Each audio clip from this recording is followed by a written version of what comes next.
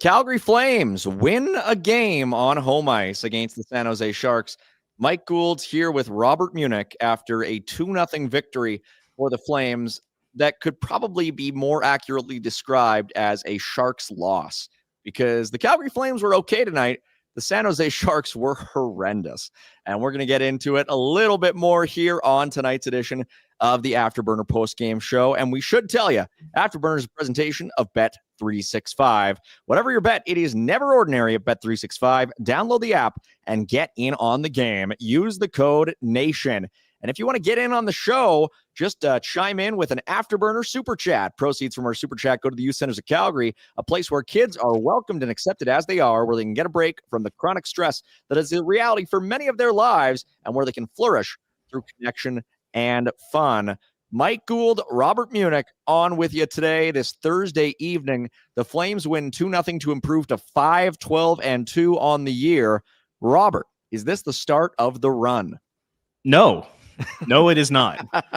We were talking about before the game, like we were both saying that might have been the worst NHL performance we've ever seen from a team before. It was horrible. The Sharks were brutal.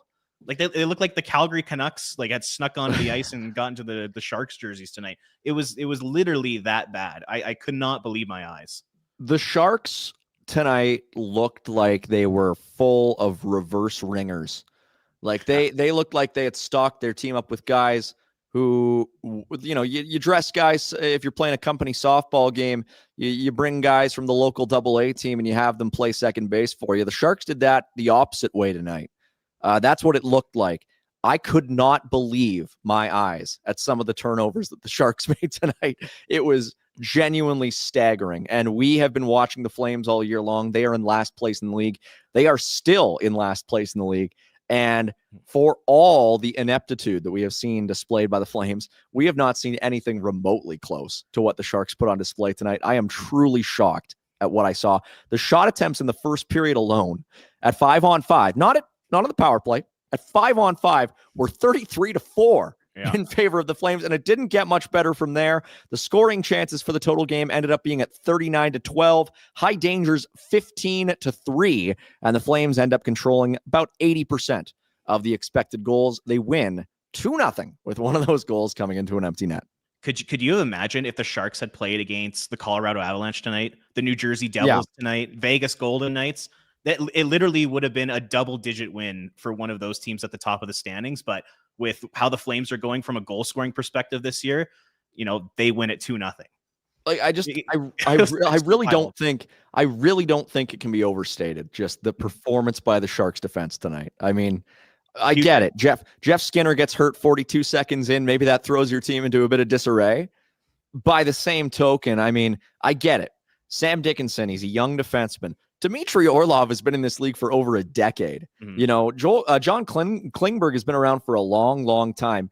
And some of these guys tonight were just getting absolutely torched. Klingberg finished tonight with a 13% expected goals percentage. Ferraro was at about 14%. Poor Will Smith, the shots on the ice when he was out there were 9-0 Calgary. For Ty Dellandrea, it was 20-3. For Colin Graff, who had probably the Sharks' best chance of the game, shorthanded in the first, the chances were 14-0. With him on the ice at 5-on-5. It's just like we were watching this game and we were sitting in different places, but we came onto the post-game stream before we went live and we were just sort of saying the same things. That was not only not NHL caliber, it didn't feel like I was watching professional hockey at some point in this game. It's honestly fair. It was just awful. We talked about the giveaways. This is wild. For some reason on NHL.com, they had the giveaways as 15-14 Flames. Yeah. They had said the Flames gave the puck away more than the Sharks tonight. Like, it just shows you how kind of backwards their stats are on NHL.com. But you should never take the NHL's giveaway statistics as gospel. You should never have before tonight. And after seeing that, what you just said, you should never do it going forward because it just is not based in reality whatsoever. The Sharks might have had 14 giveaways in the first period, let alone the entire game. Yeah, that was wild. But, you know, at the same time, I think we do need to put a little bit of praise on the Flames. I mean, they did play well. They controlled the game. One thing I was super impressed with was just Dustin Wolf's ability to stay focused and stay in that game because he had no action. Basically, up until the 6-minute mark of the second period, the Sharks poured it on a little bit, and then they kind of poured it on at the end of the third. Outside of that, he literally was doing nothing tonight. So good on Dustin for staying focused and keeping that a 0-goal game for. Yeah, Dustin Wolf gets a shutout tonight. It did sort of start to look a little bit more even as the game went on, but that is really a relative term. The Flames got out of that first period having outshot the Sharks 13-1. They did not score a goal in the first. They did have a couple of looks, but they were unable to solve Yaroslav Askarov, who was probably the best Shark. Not probably, he was definitely the best Shark all night long, stopping 34 of 36. And it just kept going and going and going. And the goal that the Flames did score, he stopped 34-35, because the only goal that they did score on Askarov in the second period came off of maybe the creme de la creme, one of the worst defensive executions that I have ever seen in a hockey game. If I was the coach of a team of 8-year-olds, what is this? And Blake Coleman goes in upstairs. That's a great heads-up play by Blake, who has 7 goals on the year. What is that? It literally looked like a peewee hockey team. Like it was that bad. They were that disorganized. You never see this in the NHL. Like, this is unbelievable. It really was. Like I it looked like I was watching, I don't even know, the Utah Grizzlies play against the Orlando Solar Bears. Like it was one of the strangest games I've ever seen. And hey, good for Blake getting in there. He has his 7th of the year. He has, I think, almost 20% of the Flames goals this season. And you got to love it. I mean, 2 years, including this one remaining on his deal. It's turned out to be a very nice free agent signing for the Flames. One of the only Flames, and I mentioned this in the pregame show, called the Warmies, and some folks are already in the chat talking about that name again. But I mentioned in the chat before the game, Coleman, one of the only players on this Flames team who seems to be playing with a defined role. Yeah. Third line checking. I mean, he's playing with Michael Backlund, defensive shutdown. Like, he's literally playing the exact same role every single night. One of the few guys to actually do that. Well, yeah. I mean, I equated it to Norm Macdonald being fired from Saturday Night Live and then being brought back a year later to host the show. And it's just like the number of guys on this Flames team who are going from first line to fourth line to second line to healthy scratch and back to the first. I wouldn't have any idea what my standing on this team is. And I would just be really confused. And right now the Flames are kind of playing confused. And yet Blake Coleman has been sort of the metronome on the group. He has consistently been generating a ton of shots. I think at a rate that is underrated by certain Flames fans, just the volume of shots that he puts up. The Flames had very good shot volume tonight. If you hammered the over on Coleman and Coronato's shot props, you would have been very happy tonight, because they both were all around it. And Coleman tonight was probably, the bright spot on a Flames team that had a few bright spots for sure. Yeah, definitely. And going back to your point about just being shuffled all over the lineup, the disappointing thing from this season so far is the fact that two of the guys that's happening to the most is Matt Coronato and Connor Zary, two of your youngest players, two of your most important players moving forward in the future. And, I got to say, Connor Zary has really struggled this year, terrible, really bad. We'll based get off to of it. Expectations. Like you said before we came on the stream here, 1 point in his last 16 games. Yeah. And his goal that he scored was probably a high stick in Edmonton. Probably a high stick. Yeah. So he should probably have 1 point this season. It's not good enough from him, but at the same time, maybe one of the reasons why he's struggling so much is just because he is being yo-yoed all over the lineup. Tonight he's centering the fourth line with Ryan Lomberg and Adam Klapka. They had a decent night as a line when you take a look at the metrics, but from an eye test perspective, they weren't all that dangerous. And, how's Connor Zary supposed to produce points when he's playing with a guy like Ryan Lomberg? I wholeheartedly agree. And one of the main problems for this Flames team is, you compare it to 2 years ago when they finished 9th worst record in the league and they ended up picking Parekh at 9, obviously. And that was a team, that didn't have a lot of talent, but they also didn't have a lot of guys who seemed to be playing out away from their means. Mm-hmm. And tonight, not tonight, but this year, they just have too many guys. I mean, it's been a problem. And I think if you had some of these guys playing in consistent roles game after game after game, win or lose, you might be able to finally start to give them a little bit of a role. And tonight, again, I thought Zary really fought it. There was one play that stood out to me where, he and Yan Kuznetsov were coming up the ice, up the right side, and Zary was just so frustrated. He was slamming his stick on the ice that Kuznetsov wasn't giving him a 2-foot pass. And, it's very, you can see the frustration in Connor Zary just all over the ice. So, you don't want to hammer on that, especially after a 2-0 win. But definitely guys in this lineup are just not really finding their way necessarily. I mean, again, they win this game. I think there is a lot of room for positives tonight. I mean, we'll talk a little bit about Rory Cairns, who made his season debut. But by the same token, I think it is also fair for us to be sitting here and saying, okay, it was a lopsided game. The Sharks were not in this game, and you only won 2-0. Mm-hmm. And the second goal was an empty net goal.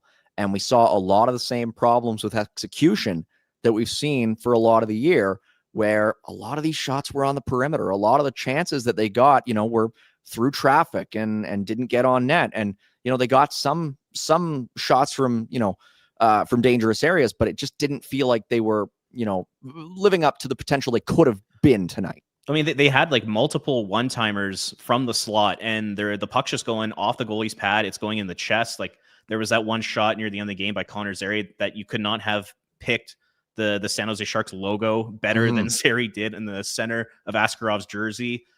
Like you said, they're just not that dangerous. Their shots aren't that dangerous. Ryan Lomberg had 3 or 4 really good looks tonight, but that shot is just non-existent. No.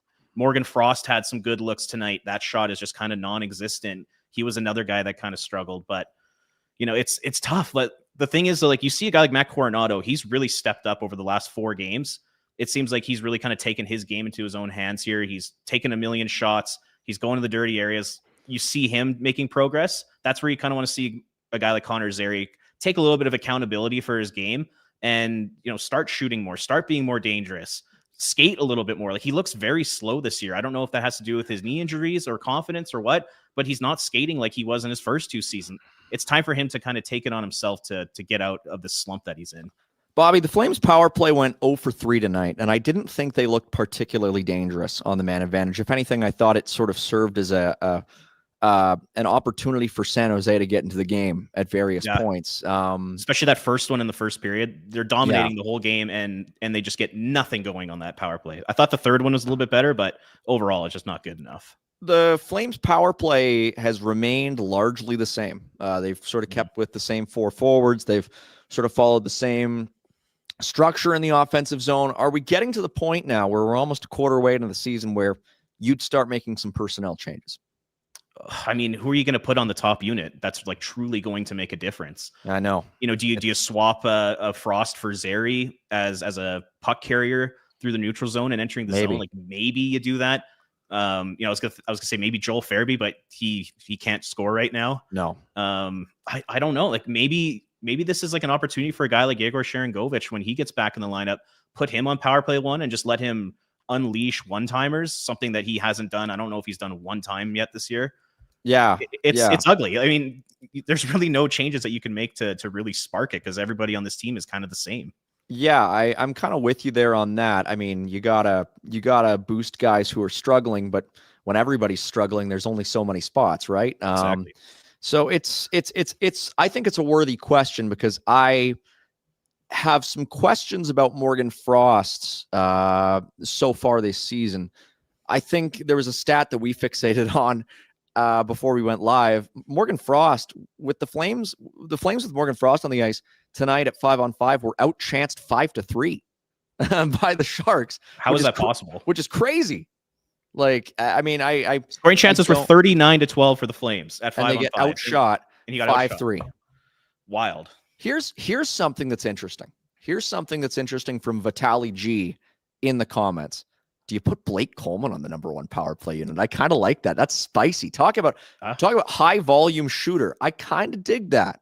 Where do you put him? Do you put him net front? Do you put him on the flank? Put him net front. Why not? Yeah.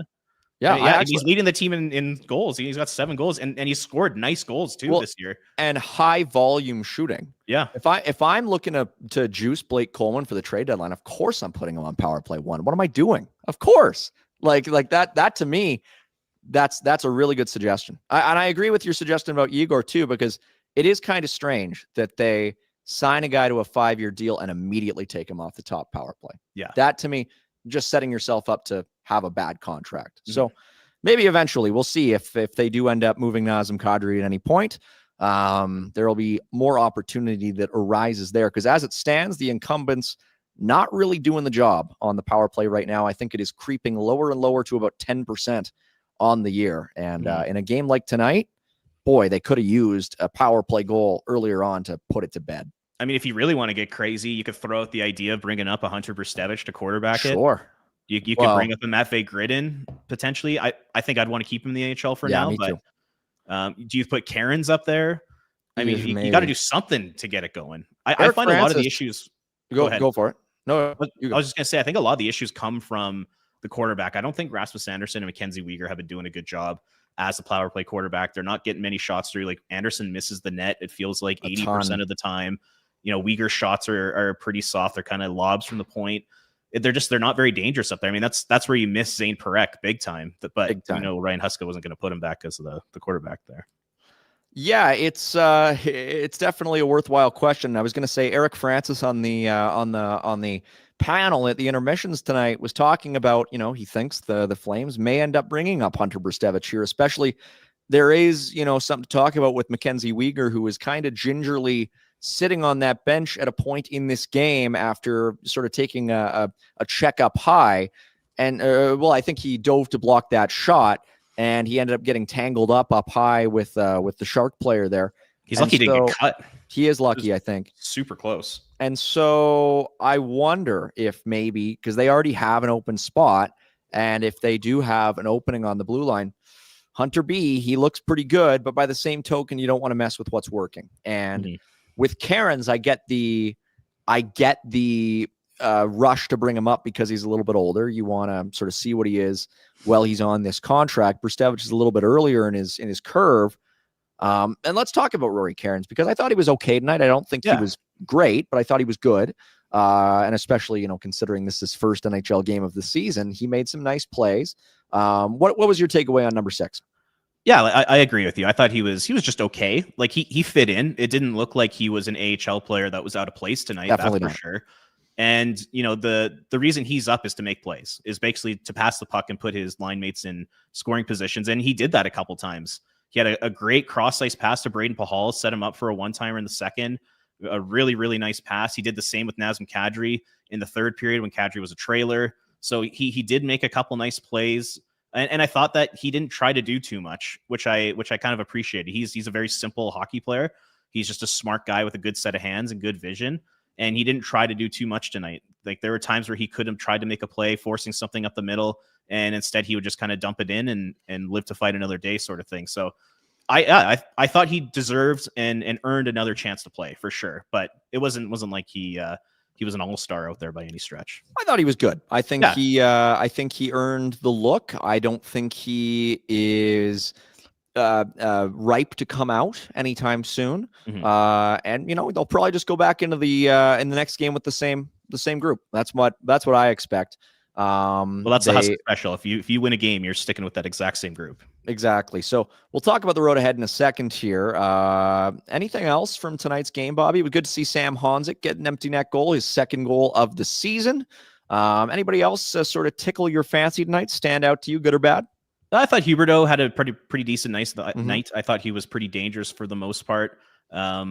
But I mean, honestly, everybody out there was pretty good for the Flames. There was probably 2 or 3 passengers. Everybody else I thought was really solid for the most part. And I think the numbers would obviously indicate that. So the one thing though, I was kind of thinking about it. If you take a look at all the Flames wins this year, you could make an argument that they've gotten pretty lucky. So like you go back to the Edmonton night when Stuart Skinner shits his pants and, you know, Connor Zary has the high stick that they count and Gridin shoots a puck off a skating in. They get pretty lucky to win that game.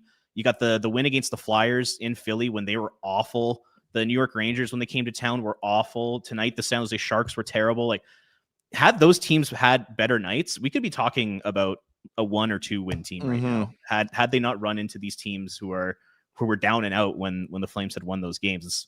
It's kind of scary to think about. I think we should talk. I think we should talk a little bit about Matt Coronato before we get on to the rest of the show, because Coronato tonight had 4 shots on goal. That's tied for the most among Flames forwards tonight with none other than Ryan Lomberg. Coronato has the 4 shots, had some good looks from sort of everywhere in the offensive zone. Didn't score, took a couple of iffy penalties, but generally I think, you expect with Coronato, he's always going to give you a decent effort. And I think it is a good sign that we're starting to see a little bit more production, or at least not production, but just consistency, I think, on the puck in the offensive zone. And I think, if you start to get guys who can find them in dangerous areas a little bit more often, which the Flames might not have so much right now, but in the future, there's a lot to like. Even with the results not quite being there, I think he is doing enough to say, okay, even though you're not scoring, we like what we're seeing. We think it's going to turn around. Yeah. And a stat to kind of back that up is since November 1st, he's second in the NHL in shots on goal with 25. Wow. The only person who's ahead of him is Evander Kane at 28. So Coronato shooting the puck. That's what he does best. That's what makes him a lethal player. So good on him for turning things around, because I mean it was getting ugly there for a little bit, especially around the time when he was a healthy scratch. I mean, he really wasn't doing anything, but now over the last 4 games in particular, he has just completely turned around his game. He looks like a whole new player. He looks, re-energized, shooting the puck a ton. His shot doesn't look quite as dangerous this year. I don't know if you'd agree with that or not. I don't know why that is. I don't know if it's just like the positions where he's shooting the puck, if he's not getting it in as advantageous positions as he was last season. So I don't know what's going on there, but it's definitely positive to see him get out of that slump, because he's a massive part of this team in moving forward. Absolutely. We should get to our first Super Chat of the night. Super Chat's presentation of the Youth Centers of Calgary, place where kids can go to get the support they need, get a break from the chronic stress that is the reality of many of their lives, and can flourish through connection and fun. Bobby, I don't know if you're aware, but we have a new show, pre-game show called The Warmies. I've heard. Yeah, it's a good show. It's a good name, obviously. We're not going to be changing that name. We are just accepting suggestions for nicknames for the show. Because everybody needs a nickname. You got Matty the Bison, you got Sharky. Hubie. Yeah, exactly. And Shrimp on the Barbie with a couple Australian dollars, I think, chipping in, suggesting the Spark with Mike Gould. It sounds like a science center to me, but it's something. That's not bad. It's something. You got to start with a spark to ignite the fire, right? So that's maybe where it's coming from. Sounds like the Hunger Games or something. It's just, I don't know. The chat is lively tonight. Ken Alicia asking if I'm wearing lip gloss. I am not. They are just naturally luscious. A lot of Yegor talk. Would you send him to the American Hockey League? I don't really know if I would do that, but maybe. I don't know. Not in a lost season like this. I think you can find another way to get him going. Well, and also, I think to me, it sends the wrong message when there are so many players on this team who are struggling in similar ways. And I get it. The contract is bad and it makes him an easy target. And obviously just the fact that the compete is the primary issue. But by the same token, I just don't know if it's necessary in a year like this, where on a game by game basis, like you could look at Morgan Frost tonight and say, that's as, nothing a performance as we've seen from a Flames player in a while, or Zary on a nightly basis. So I don't know. I don't know if I would get to that point yet. And I think before I would waive a player like that, there are so many teams in the league that have problematic deals where from the Flames standpoint, you might want to say, okay, I want to move this guy and see if I can get maybe a defenseman who can help me in a certain way. And there might be a team out there that's saying, okay, I've got way too many defensemen and this guy isn't doing anything on my team to help me, get out of my scoring rut. I'm going to trade him for a similar winger who can score. That is the way that I see this playing out if it does. And I think it'll take maybe a couple of years or maybe another year, but I think we'll get to a certain point. I just don't know if I'm at the point yet where I'm saying this guy is clearly at a point where he is a significantly bigger problem than the other guys on the team. That's just my 2 cents. Yeah. But I'm curious to hear what you think. Well, what do you do to get this guy going? It feels like the Flames have done mostly everything. Sure, you could put him back on PP1 like we had discussed earlier. Yeah. But, they've given him chances in the top 6. Yep. They give him chances on the power play at, 4-on-4, 3-on-3. They put him in the shootout. What more can you do to get this guy's confidence up or to get his game back? I throw it to you. If you're Ryan Huska, is there anything you can think of off the top of your head to get this guy going? Yeah, I don't know. I think Rebuilding Blog makes a very good point. The only way to get Sharangovich going is by trading him to a better team. That's truly, very much I call them kind of thermometer players, where you can put a guy on a team where everybody's running cold and he's going to be the coldest guy there. And you can put a guy on a team where everybody's running hot and he's going to look amazing. And I look at Anthony Jones kind of thing. Anthony Mantha in Pittsburgh right now. If they get into a point this season where they start to slump, he's going to go 30 games without a goal. Yeah. And right now they are completely riding high, and he's got, I think, 9. And so you're just like, okay, you need to have a team where you don't have a de facto number 1 shooting threat already in place, like the Flames do with Coronato, where you basically already have that option taken off the books by default. And I think there are maybe around the league. Well, and it to me, it's very fitting that Kuzmenko and Sharangovich are healthy scratches on the same day today. Very, very interesting stuff. Can Trader Inc. asking, where do you find the pregame show on this channel, buddy? Just before the game, not after the game. That's there. Just some easy little suggestions there. Bobby, are you looking at buying or selling any real estate anytime soon? You know what? Potentially. I have a bit of a neighbor issue right now. So issue. I might have to call up Derek Newman one of these days. I don't know what you're talking about. Just kidding. I know exactly what you're talking about. I know about Derek Newman Group at CIR Realty. If you're buying and selling, you can let Derek do the work for you. You can email him at dnewman@cirrealty.ca or call 403-619-6661 or visit dereknewmangroup.com. I mean, we're getting into the buying season, the holiday season, shopping for all sorts of different things. It's the pinnacle of consumerist ideals. And what is more of a purchase than a home? What is a more important purchase than that? It's hard to, maybe purchase the Louisiana Purchase, but that was hundreds of years ago. So, Derek's got you basically covered on the biggest purchase you're going to make. So go over to cirrealty.com and you'll get unmatched service, trusted experience, and community and a connection from old D-Dog. Bobby, we are looking down the barrel of an interesting next few games for the Calgary Flames because they remain in last place in the entire National Hockey League after winning tonight. The St. Louis Blues and the Buffalo Sabres and the Nashville Predators are very much in their sights. Buffalo was active tonight playing against Colorado, and that game has ended in Colorado's favor, 6-3. So the Flames now 2 points back of the Sabres and the Predators, who were idle tonight for last place in the NHL. The road ahead is going to be something that we're really going to need to be watching here, and we're going to get into it thanks to the good folks up at Platinum Mitsubishi, 2720 Barlow Trail Northeast.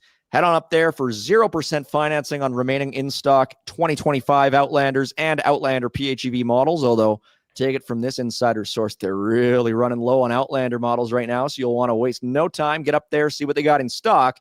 With the best back cars in the country, a standard 10-year powertrain warranty at Platinum Mitsubishi, 2720 Barlow Trail Northeast. And Robert, a team like the Flames, there are no easy games. No, truly. No, truly there are not. And you saw tonight, even against the Sharks team that basically was begging them to beat them, they only put up 2 goals and one of them was on an empty net. But nevertheless, we move forward. And in the days and weeks ahead, the Flames will return to action on Saturday on a Hockey Night in Canada game, the late game. Nazem Kadri will be in after hours because they're taking on the Winnipeg Jets at home at the Saddledome. The Jets, a team with surprisingly terrible underlying numbers this season. They've been very up and down, and that's going to be a very interesting game at the Dome. Yeah, and the interesting thing about the Jets, too, is that they're basically like a 3-person team right now. It's Connor Hellebuck, Mark Scheifele, Kyle Connor. Those 3 guys are essentially carrying that organization right now. And it's going to be the Flames' last game against the Winnipeg Jets this season. It's going to be over on November 15th, which is kind of surprising, but probably a good thing because the Jets just have the Flames number right now. But like you're right, like you take a look at the schedule. I mean, nothing's an easy game, like you said, but you take a look. You got the Jets coming in, then you got the Stars, you got the Lightning, Panthers, Hurricanes. It's just like, oh my god, like will it ever end? It just feels like this team is just on like a constant gauntlet right now. Well, here's the thing, Bobby, and I'm not sure if it's still the case because I haven't looked in a few days, but the last time that I looked at Natural Stat Trick, the Jets had the worst 5-on-5 expected goals percentage in the league. They were in 32nd out of 32 teams at approximately 39% on the year. It's shocking. It is shocking how bad they have been at 5-on-5 this year and how much Connor Hellebuck is covering up their defects. Obviously, being without Dylan Samberg is really difficult for them on defense. But boy, have they been covered by their goaltender. They are 10-6 on the year. Really, it's something to behold. Do you want to hear something even crazier, Mike? Let's hear it. The Calgary Flames are 3rd in the NHL right now in expected goals percentage. Yeah, they were 6th before tonight. 3rd in the NHL. Yeah, like that's insane. You can argue like their 5-on-5 game is not that bad. They're a half decent defensive team, but obviously it's the goal scoring issue that's just absolutely killing them. They are very much a juiced shot attempt team. They're very similar to the Carolina Hurricanes before they became the Carolina Hurricanes. Yeah, sort of the mid-2010s. Some Daryl Sutter hockey going on right now. Very much so. And I again, that's why all these stats require context. And the Flames, their high danger chance percentage is still, I think, even after tonight, very much in the bottom 10 of the league. But we shall see how things progress. As you mentioned, Robert, they get into a bit of a gauntlet at the end of the month. The funny thing, though, is that the Flames are 5-12-2. The first half of this month was supposed to be the easy half. Yeah. They played against Nashville. They lost. They played against Philly and Columbus. They won, which prompted Murray Edwards to talk about how much he loves the core. And then they lost to Chicago, and they lost to the Minnesota Wild, and they lost to the St. Louis Blues. They beat the Sharks tonight after an absolutely abysmal performance by San Jose. And now it's Winnipeg. Okay. Then they get Chicago, a team that they just lost 4-0 to. And they get the Buffalo Sabres, a team very much in the same boat. And then, as you mentioned, Dallas, Tampa, Florida, Carolina. The only outlier in that 5-game run is the Canucks, who, again, have also beaten the Flames this season. So the road ahead is going to be a bumpy one. You'll need the tarmac mode on an Outlander to overcome what we're seeing for the Flames over the next 3 weeks and change. Bobby, what do you think? Is tonight's game enough to sort of tell the Flames that maybe they're still in the hunt, and they're still hanging around, Yeah, I mean, if Murray Edwards was watching tonight, he's got to be absolutely psyched. I mean, who was in the crowd tonight? He's loving it. Who was that? Brett Hart was in the crowd tonight. I saw that. Brett Hart. The Hitman. He was there. He picked an interesting game. Cammie Kepke was at tonight's game. I think she had a good time. She went, I think, primarily to watch the Sharks. And she got her money's worth. Holy smokes, were they ever bad tonight? Oh god, yeah. If you were going to the game thinking, "Oh, I can't wait to watch Macklin Celebrini put up 3 points and the Sharks dominate," boy, did you choose the wrong way to go to. Oh my god. We have another super chat from our buddy Dylan Simpson. $5 from Dylan, who has another suggestion for a nickname, not the replacement name, a nickname for the show, The Warmies, who says the name of the show should obviously be Naturally Luscious with Mike Gould. We need to get some actual Flame super chats here. I feel bad watching Bobby have to listen to all these horrible Warmies centric suggestions. They're different shows. What are we doing here? But Bobby, that's what happens when you're in 32nd place, right? Exactly. What else are we going to talk about? Discussing the Warmies name is more entertaining than talking about this team. We'll have you on the Warmies. We'll have you on. We'll do a guest hit. I've been told that the fans like the show and what they want is more people on the show, so there's less of me. Perfect. So we'll circle you in a little bit there going forward. Let's see what else is going on in the chat. Yuri is talking about how Retro has made something a topic of conversation. The show only exists because Rhett told Boomer he wants to do radio. I'm not sure entirely what you're referring to, but it's probably important. So I don't know. Marvin saying Askarov saved the Sharks from it being 6-0. Sure. I think the Flames kind of stopped it from being 6-0 in a sense, but yes. It's been like that for the last like 5 or 6 games where we walk away saying, oh, like Spencer Knight just dominated the Flames against the Blackhawks that night. And really it's just a case of the Flames just aren't that dangerous. Even tonight, like some of their dangerous looks from the slot, like I said, shots were going in the pads. Like they weren't picking corners. This is just probably the least dangerous Calgary Flames team that I can remember. And that even includes like the 2013-2014 season, that kind of rebuild year.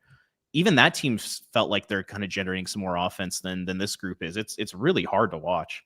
It really is. And we have another super chat. It is for $6.99 from the Rampant Line. It says multiple forwards are regressing under Huska. What should he do? Coach them. Literally his job. Maybe he's in over his head. I don't know. Maybe. You might be right. I have said for a long time that I am generally just agnostic on the subject of Ryan Huska. I have no takes. I think the line situation is sometimes a little bit strange, but I truly have no takes. And the reason that I have no takes is I don't think he's given me any reason to have any takes. When I listen to Ryan Huska talk, I don't feel anything. And so that's maybe I'll leave it to you, Robert, to answer that one, because I just don't feel anything about Ryan Huska. It's interesting. I mean, does it really even matter? Because when the Flames inevitably get out of this situation that they're in, whether that's 2 or 3 or 4 years from now, I think we know that Ryan Huska won't be coaching this team. Mm-hmm. He's kind of that coach for that in-between period where you're trying to kind of rebuild, retool. Once the Flames are ready to take that next step, I really believe that they're probably going to bring in someone with a little bit more experience. So the thing is, like, you want him to prioritize young players. That's all we want as a fan base. And it just seems like it's taking him way too long to finally start doing that. I think we're seeing it now a little bit, now that Karen's got in on Nazem Kadri's wing. Matt Coronato's been playing pretty well with Frost and Huberdeau. We're still not seeing it with Connor Zary, and we'll see what happens when Zane Parekh comes back. It would just be nice if he prioritized that, because this season's over. We all know it's over. Everybody knows it's over except Murray Edwards. And it's just start doing it. Start prioritizing the development of young players. I like Huska as a person. Like I think he comes across as like very thoughtful. I think he's like a smart guy. Seems like a pretty decent leader, and the players respect him. But like you said, there's a lot of lineup decisions. The style of play is tough to watch. They can't score goals. So, there's definitely things I'd want to see change with him. But at the same time, it's like, does it really matter in the grand scheme of things? Because he's not the long-term guy for this group, I don't think. We got another super chat from RNB for $2.79 saying Waive Sharangovich, he'll be claimed and trade Weegar. I disagree that Sharangovich would be claimed on waivers, not at his contract. If he was making league minimum, he would be, but not for $5.75. Trade Weegar, conversation probably for another year, but I don't disagree in theory. I think Weegar has had a bit of a rough year. I just, nobody should be off the table. Sure. Yeah. I don't know if I would necessarily be shopping the player, because I think you need to keep some defensemen. And I think the Flames defense, as it stands, you're probably trading Rasmus Andersson. And after that, you don't have a whole lot to deal with. So I don't know. But I do feel strongly that the way once this season gets truly out of reach, what I would do is basically, with everybody on the team who is underperforming, whether it's Zary, whether it's Sharangovich, whether it's, I don't know, Coronato, Frost, Farabee, whoever you like or don't like in that middle 6 group, I'd be playing them as much as possible. I would just be giving them the most juicy minutes, whatever, and whoever is tradable in the summer, you do it. Mm-hmm. I think we are really early on in this season, and I think the samples that we're seeing from guys are not what they're going to look like at the end of the year. And I think with a lot of these guys, the only ones that I feel truly strongly about getting dealt right away, Andersson, Kadri, Coleman. That's really how it boils down to me. Yeah, I agree with you on Weegar. I do think that you're going to need some veterans around a little bit, especially a guy like Weegar, who seems like he's a phenomenal leader in that locker room, arguably should be the captain of this team. So I would like to probably keep a guy like him around. And like you said, if you move Andersson and Weegar, this defense is a literal train wreck. It would be awful. I know a lot of people would probably want that for the next couple seasons, but at the same time, you still want to be somewhat competitive. You don't want to get your ass kicked 6-0 every single night. So yeah, I'm not on board for moving Weegar right now. Yeah. I do see though, whether it's this season or next season, I could totally see him going to management and saying, I can't do this. I've seen all my buddies in Florida win Stanley Cups. I'm not even going to come close to making the playoffs for the next 3 or 4 years here in Calgary. What am I doing here? And he's getting up there in age. I could totally see him going to Conroy and saying, I can't do this anymore. So yeah. If that does happen, then obviously you're going to have to move him. But if you can keep him, I think I would do it just for dressing room and leadership purposes. Super chat. Really good night for the youth centers of Calgary. The Rampant Lion chiming in. Anyone who doesn't believe this team is quiet tanking. Jake Beam was defending the 1-goal lead in the last few minutes of the third. I mean, yeah, they don't really have a whole lot of options. Joel Hanley not playing tonight. Yeah, I'm not a huge Jake Bean fan. I don't think he's been horrible, but I don't think he's been very good. You don't want him defending a 1-goal lead with a minute left in a game. That's for sure. I mean, you got to give the guy a little bit of credit. I mean, ever since he was paired with Mackenzie Weegar 2 or 3 weeks ago, it does seem like he has turned his game around a little bit, but still not enough to even be, a consistent player in the lineup. He's been healthy scratch for multiple games in a row here. The underlyings are probably better than the profile would suggest. Maybe you flip them at the deadline, but yeah, no, I get it. Hey, speaking of trades, people in the chat just brought up Rasmus Andersson, the whole Toronto things that have been coming out earlier today. We talked a little bit about it on Warmies before the game. I think it merits a little bit of discussion here as well. During the game, I was trying to come up with my idea of a Dion Phaneuf equivalent. Oh, Jesus Christ. Trade. Maybe you trade Rasmus to Toronto for Max Domi, Matthias Michelli. Let's see what else. Sammy Blais and Brandon Carlo. Maybe that's God. And you throw in Miramanov as your Keith Ollie equivalent. Who's the Frederick Schustrom? I think the idea that I had was just Lomberg, but but that's the thing. I mean, I don't necessarily know if Toronto is the team that I would want to trade him to. I don't know if they necessarily have the pieces that Calgary would want. That being said, Bobby, I mean, with the playoff cap now being a thing, less of a incentive for teams to wait to try and, accrue more cap space. What do you think? I mean, Andersson doesn't seem like he's playing as poorly as he did last year when he was legitimately playing poorly. Yeah, that's not saying much. I don't think he's necessarily upping his value per se. I think he's sort of treading water, but is it also just a case of he's falling victim to the same scoring woes that the rest of the team is? Yeah, you can make that argument. And I think what's really going to help Rasmus Andersson's trade value is reputation and contract. If you take a look at his on-ice play for the last calendar year, like I posted this earlier today, he is a -41, a league worse -41, and he has 27 points in his last 88 games. Like that says it all right there. Like that's really, really poor performance for a guy that's a really good player. That's been a good player for a long time. So if his trade value is going to go up, it's going to have to be probably a GM that just loves the guy, and it's going to be the contract. I mean, especially if the Flames can eat 50% of that to get, a top 4 right shot defenseman for $2.5 million bucks. That's pretty enticing, and you might be able to get a lot for that. But I have not liked this play over the last calendar year. I think this year he's been fine, a little bit better than he was last year, but nothing crazy where his trade value is going to skyrocket by any stretch. Also, I don't know how you feel about his 10% comments last year.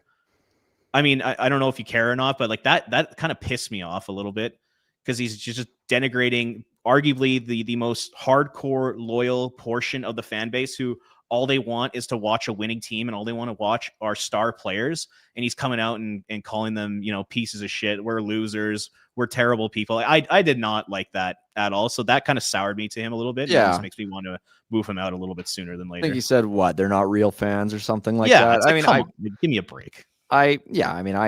You're right, Bobby. I don't really care, but it is. I knew you wouldn't. I mean, to me, that's just a player who knows he's not going to be here when it turns around. And so he's all about, looking out for number one, which as a player, I totally get. But by the same time, or by the same token, I think probably a player who's frustrated maybe that he just hasn't been moved yet, which in fairness, he could have been. if he had decided to, go to certain places. I don't know. I am of the opinion that I find the Flames relatively uncompelling to watch. Tonight was compelling just out of the sheer circus nature of the game. It was an absolute catastrophe on the ice, and I really enjoyed that. But yeah, I would love to see some action off the ice, some transactions. Those are exciting, and we'll see. We will see. Rasmus, again, one of those guys as well, where that sort of attitude plays a lot better on a team that's winning. And when you're on a team that's losing, really easy for those sorts of comments to rub people the wrong way and fans the wrong way. And so, it's just the way that she goes in these sorts of situations. I mean, the NHL has, over its history, has been rife with players who have been, disgruntled is a good word for it. I think back to Matt Duchene when he was in Colorado at the very end, begging to get off of a team that would win the Stanley Cup 5 years later. It's funny the way these things play out. So we shall see what ends up happening with Rasmus and with Nazem Kadri and with Blake Coleman and the rest. When do you think that happens? Like a Rasmus deal? I will not believe the Flames are trading anybody until I see it happen. Even Rasmus, even with they'll move him. Contract there. I will not believe the Flames move anybody ahead of the last possible moment until I see it happen. I totally agree with that. That is. I would not be surprised if it takes 4 more months. It's kind of the Craig Conroy playbook so far. Yeah, they Noah Hanifin was like the last guy traded. UFAs. Who are the guys who weren't pending UFAs that he moved? Jacob Markstrom. But he asked for a trade. He forced the Flames to make a deal. Yeah. Like Conroy wasn't proactive in that situation. And, it's happening with Rasmus Andersson. I'm with you. I'd be shocked if Kadri or Coleman get moved this year because of the only way it happens is if they say trade me right now. And even then the Flames don't have to. Right. We'll see. Maybe they will. Bobby, the Flames won tonight, right? Yeah, they did. They won. Sure doesn't sound like it by the way we're talking. It's just the way that this season is, right? Like, we're sitting here. We're 19 games into this now, and there's 63 to go. And the worst teams in the league win 25 games, 30 games in a season. And the Flames have won 5. And here we are. So we shall see how it all plays out from here. One thing we know for certain, for absolute certain, there's no question marks, nothing up in the air, no wait and see, nothing like that, is that the Unicorn has a fantastic vibe when you are looking for a place to watch some sports, hang around, maybe shoot some darts, play some pinball, do some buck hunter, head over to Calgary Super Pub over at 223 8th Avenue Southwest, or the Unicorn on 4th, 1919 4th Street Southwest. 2 fantastic locations, both within walking distance of the Dome. Nice little brisk stroll over in these beautiful Chinook temperatures that we've gotten going into the midway mark of September. Holy smokes. November here in southern Alberta. It's been beautiful weather, probably a little bit too warm even for me to wear in this heavy of a jacket. Head on over to the Unicorn. You'll have a great time. Bobby, you were there. You were there for the preseason meetup that we did there. I am still, you probably frequent that sort of watering hole on a game day. Literally 2 blocks away from where I live. It's perfect. Just stumble home after. It's a great spot to hang out for sure. Now, it must have been buzzing tonight. Critically, Robert did not specify which location he lives 2 blocks away from out of, privacy reasons. Very shrewd. My own safety. Very shrewd, Mr. Germany. But nevertheless, head on over. Both of them are fantastic spots. Jack Rosa, our buddy in the chat, Mike, the weather's about to turn to crap. I know, Jack. You don't have to tell me. It's going to be bad. We're in Calgary. It happens. But that's sort of part of the charm. We love hell of a fall, though. My God. It's been a beautiful year. Stunning. Absolutely stunning. It's been very light on precipitation all year long. Almost nothing in the summer. No rain for like months. And we haven't gotten really any snow yet. It's who knows? We'll I just jinxed it. Shrimp of the Barbie and a couple others have been talking about William Stromgren. That's another guy who I would like to see come up from the Wranglers. He's had a good start to the season. The Flames. They have too many William Stromgrens right now. That's the thing. Yeah. They need to consolidate. Sure. A big part of it as well is, what would be killer for this Flames team? Even if they draft first overall this year, they should be trying to draft 1st and 10th in the same draft. That's what the Sharks did. They got Celebrini and Sam Dickinson in the same draft. Now, Sam Dickinson was horrible tonight, but, he's a young defenseman playing in the NHL, cutting his teeth. Wouldn't that be something if the Flames could find a way to make that happen? I think back to when the Yotes got Cooley and Geeky in the same draft, third and 12th. Or 11th, actually. And then they ended up, using Geeky later on to get Mikhail Sergachev once they moved to Utah. I mean, it's the sort of thing that just adds so much to your organization.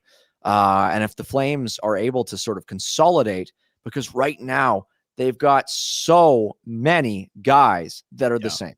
And it's really hard to distinguish between what we're dealing with here.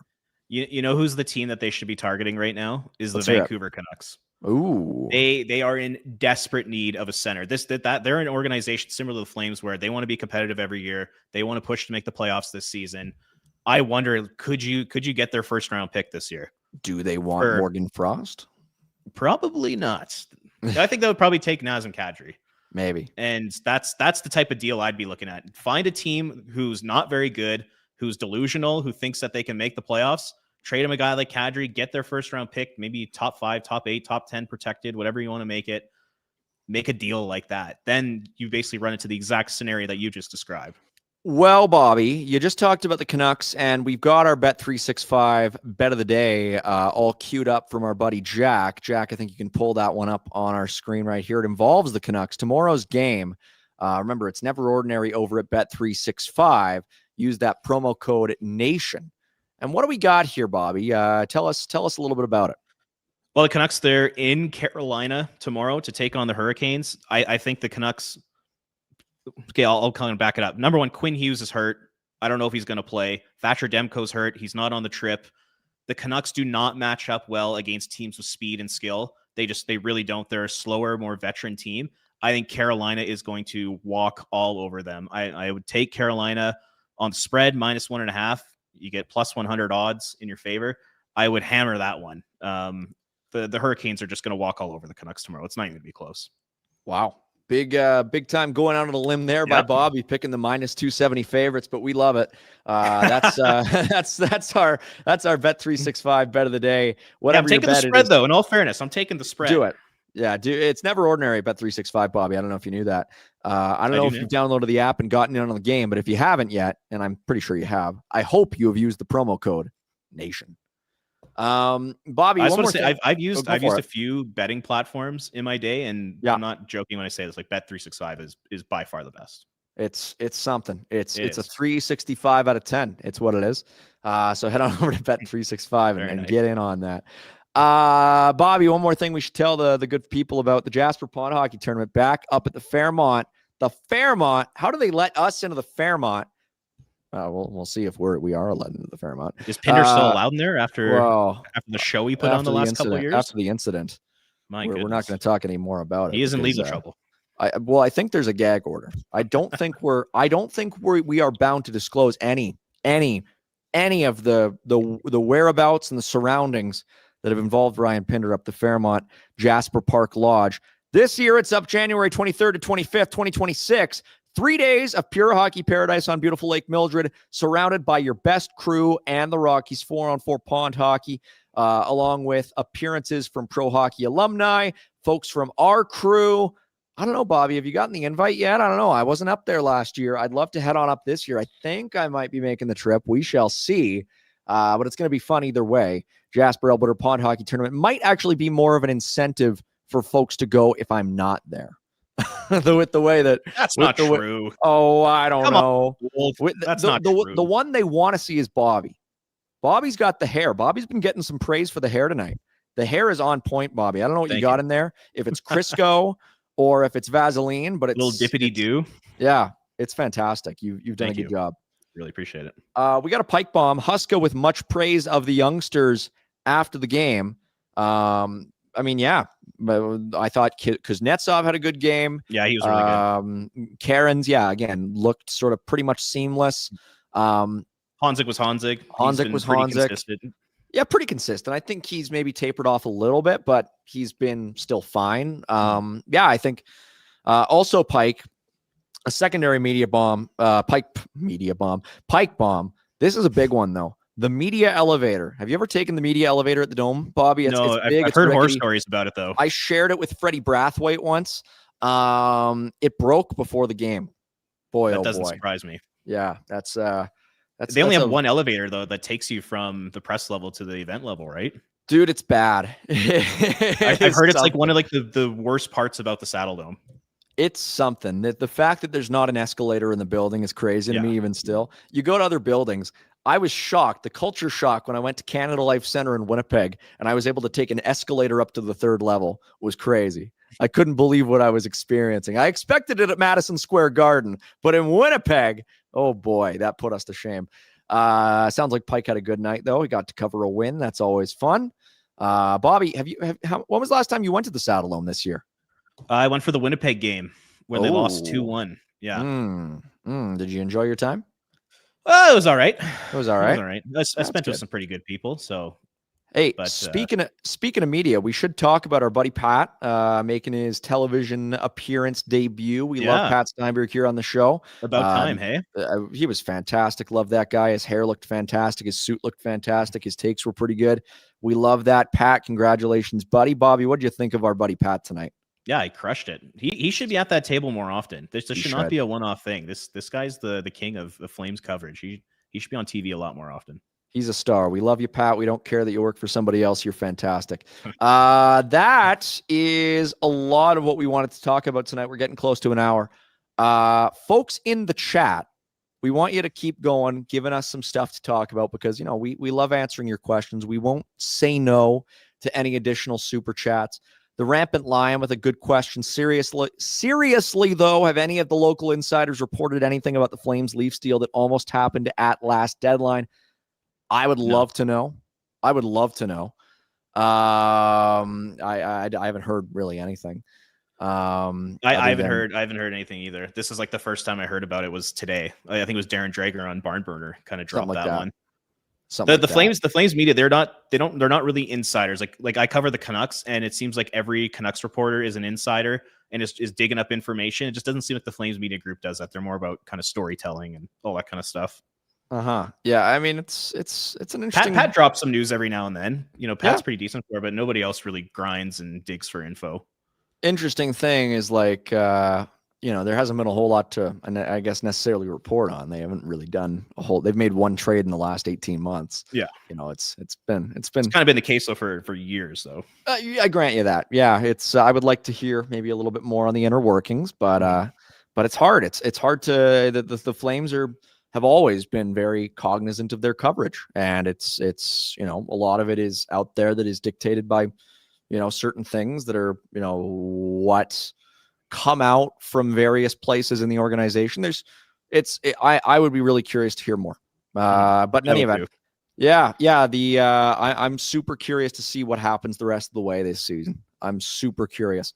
Fubar, I am. Okay. I am way more curious about what happens off the ice the rest of the season than on the ice. Fair.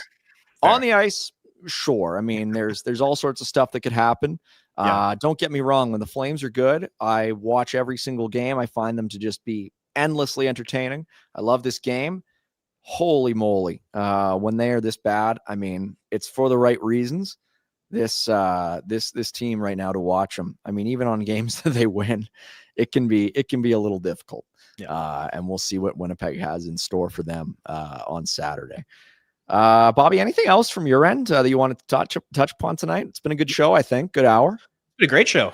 Yeah, actually, the one thing I wrote down was about Kuznetsov, and we kind of touched on that. He looks like an NHL player. I don't know what his ceiling is yet. Maybe he could be like a number 4, but I've been really impressed with him so far this year. He moves better than I thought he did. He makes a lot of smart plays. He gets the puck off his stick quickly.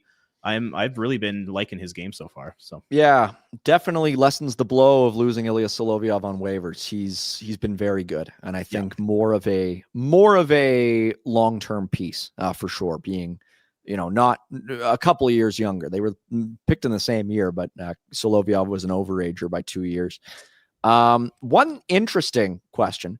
PWHL takeover tour coming to Calgary, says Shrimp on the Barbie future expansion team. It is true. There will be a PWHL game in Calgary this season.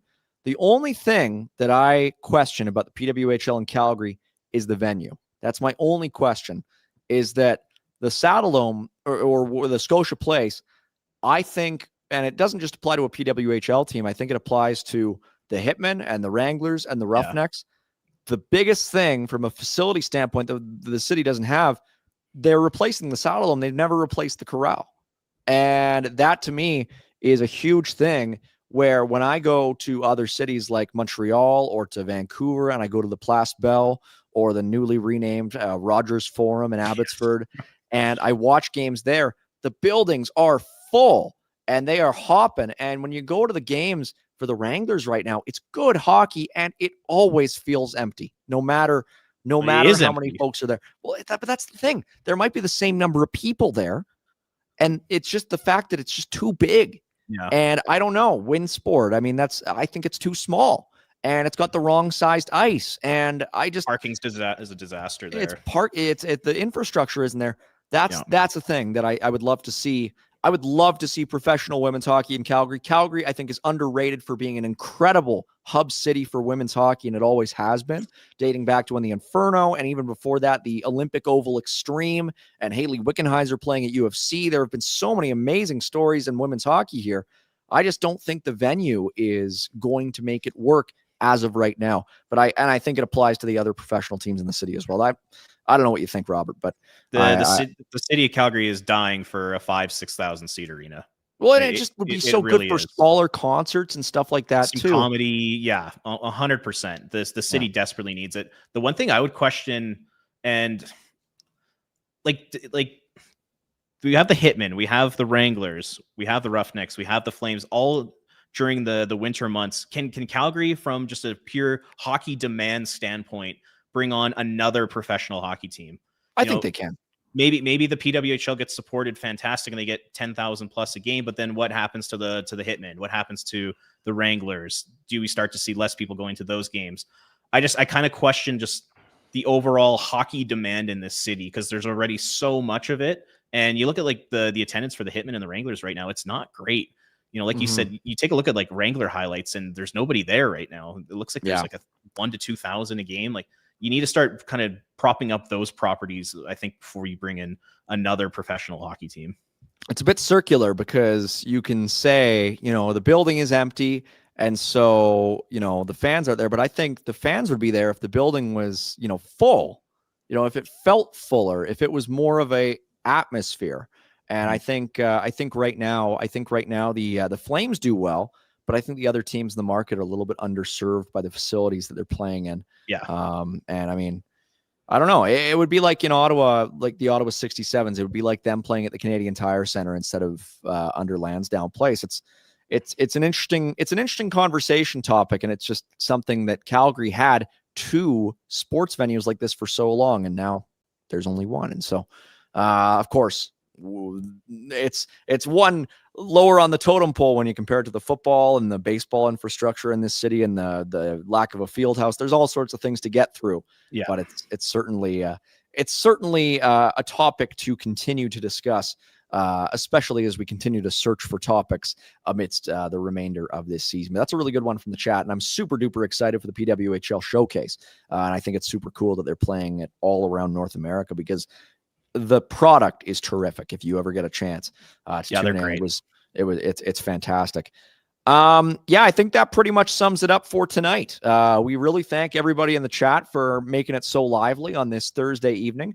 Bobby, great as always, really becoming a nice member of this Afterburner crew. And boy, they're big shoes to fill. We got lots of talented folks in here, but it's seamless. It's good stuff. So we appreciate you coming on as well. Thanks for joining us tonight, and thanks for watching the game, Bobby, as you always do. I mean, it's nice when you are already doing this, and all you got to do is just add on by talking about the game after the fact, and you do a good job of it. So thanks, Bobby. Appreciate it. Thank you. My name is Mike Gould, for Robert Munich, and for our producer, Jack, and for everybody in the chat, for our friends over at Bet365 and the Youth Centers of Calgary, over at the Derek Newman Group with CIR Realty, up at Platinum Mitsubishi, and at the Unicorn on 4th. It's been so much fun. The Flames defeat the San Jose Sharks by a 2-0 score. They remain in last place in the Pacific Division, the Western Conference, and the National Hockey League, and they're back in action against Winnipeg here at the Saddle Dome on Saturday night. We'll hope you'll join us for another edition of the Warmies before that game, and after the fact for another edition of Afterburner. Until then, for everybody in this beautiful studio down in Marteloup, thank you for tuning in on this Thursday night. One more time, you've been watching Afterburner.